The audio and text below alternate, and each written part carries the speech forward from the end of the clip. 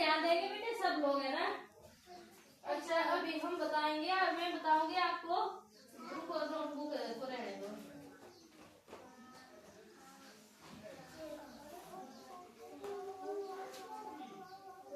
आज का हमारा टॉपिक रहेगा गुदगुदी।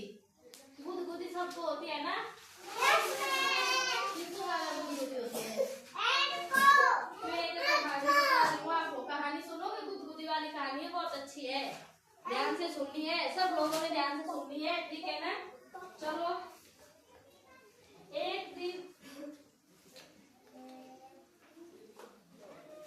एक बंदर पेड़ पर बैठा था, ठीक है।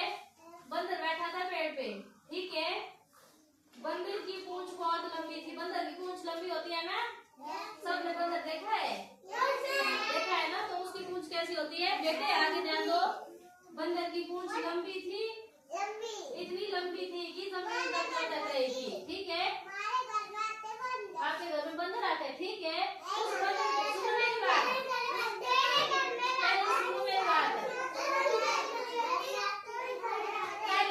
पहले मेरी बात सुनो।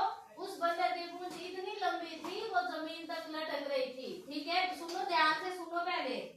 उसकी जो पूंछ है ना, वो जमीन तक लटक रही थी।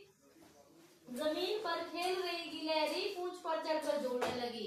जमीन पर एक गिलहरी खेल रही थी। गिलहरी देखी है सब लोगों ने?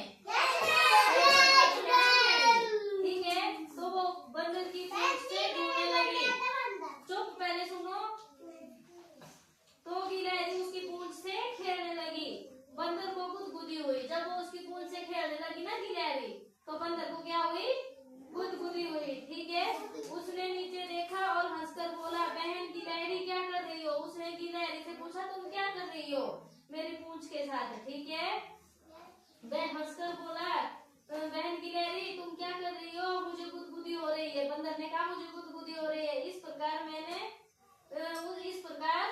जब बंदर को गुदगुदी हुई ना, तो गिलहरी को भी हंसी आ गई, ठीक है। गिलहरी बार बार उसको गुदगुदी करने लगी, ठीक है ना। अब करो वाला एक दूसरे को गुदगुदी देखना। गुदगुदी किसको होती है ज्यादा?